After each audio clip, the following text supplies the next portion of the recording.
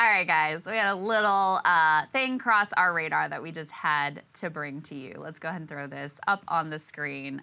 Meta's Sheryl Sandberg of Lean In fame boldly proclaimed, somewhat ahistorically here, that in the context of Ukraine and Russia, no two countries run by women would ever go to war. Let me give you the sentence here, because this is quite astonishing from the CNBC article, and kudos to whoever wrote this this wonderful sentence here.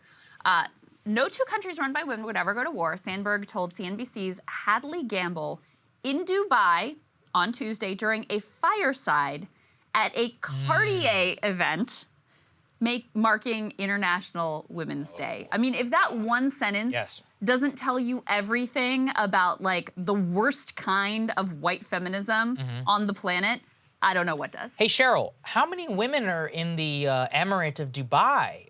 Do they rule the Emirate? How are they treated over? Oh, right, okay. I'm gonna guess she didn't say much about that, was she? Cartier event at the International Women's Day Forum in Dubai. That alone is, you know, just the height of hypocrisy. I was telling you this.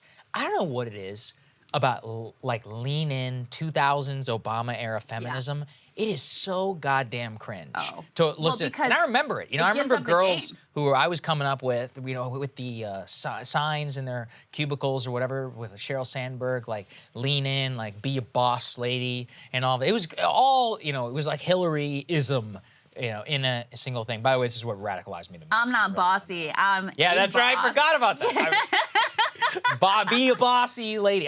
Oh my God. Unbelievable. There's something so dumb about the Dubai thing. Historically, completely inaccurate.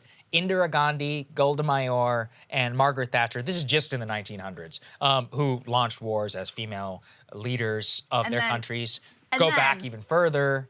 You know. I have to say, I mean, thank God Hillary Clinton is not president right now, because she's running around every day trying to say the worst possible things. You know, oh, let's have cyber war with Russia. That'd be a great idea. Oh, you know what went really well for us is when we armed the Mujahideen in Afghanistan. That's the model that we should follow here. So, yeah, I am very grateful that we don't have that particular woman president right now. You know, the lean-in thing. So when I ran for Congress, you guys, most of you know this story, like I am on track for a complete and utter loss in the Tea Party wave of 2010. And then at the end, they released these photos of me at a party, and becomes this whole stupid big story, which is so embarrassingly tame at this point. But I responded to it. Instead of being like embarrassed and apologizing, I was like, listen, if this was a dude, you all wouldn't care. And also, nobody cares about this sort of stuff. They care about what's happening with their family, and we're still in the midst of this recession and all of this. And there was a very positive response to that. And that's how I end up going on MSNBC, going on Fox News, and get swept up into like cable news media. So it had this very like feminist angle to it. So that was the space that I was occupying there. And so when I was at MSNBC, one of the things that I was actually most proud of is I created my own streaming show, which was completely buried and you know, nobody could ever find, and therefore wasn't successful. But it was about trying to focus on how feminism was not inclusive at all of the working class and like ignored all of these problems you know, for ordinary people. And so when Sheryl Sandberg came out with this lean in thing, this was just the perfect distillation of the whole problem with this type of feminism, where it's like, she's a billionaire. You're a billionaire. And her feminist answers were like, I built a nursery onto my C-suite office and had my nanny there all day. It's like, who is this for? Like, who are you speaking to right now? And so for me and my own political trajectory, Sheryl Sandberg and Lean In was actually very clarifying about what parts I wanted nothing to do with whatsoever. And I think it was clarifying for a lot of people in that way. So I think we should thank her for that service that she's done of exposing just how hollow and how much it's a politics to benefit like a particular subset of elite women, elite mostly white women.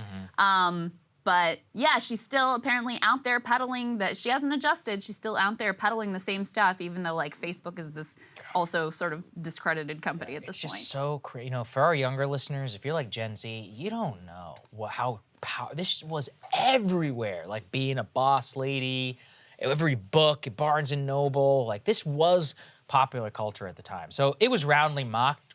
Good. And so maybe we've come a long way as a country. We'll consider that. We'll consider that progress. I can tell you this. If I'd been saying what I'm saying right now, back then, it would have been a whole thing. Yeah. But then again, Kamala Harris is vice president. That's true. So we can't count too much progress Very, here. very true. Anyway, guys, thanks for watching. We'll have more for you later. Hey, guys, thanks so much for watching. That's right. Just as a reminder, you can become a premium subscriber today. Watch the full show completely uncut, our reactions to each other's monologues. You get to listen to it. You get to ask us questions, all that good stuff. Link is right there in the description or at breakingpoints.com. Best of all, great way to say screw you to the mainstream media.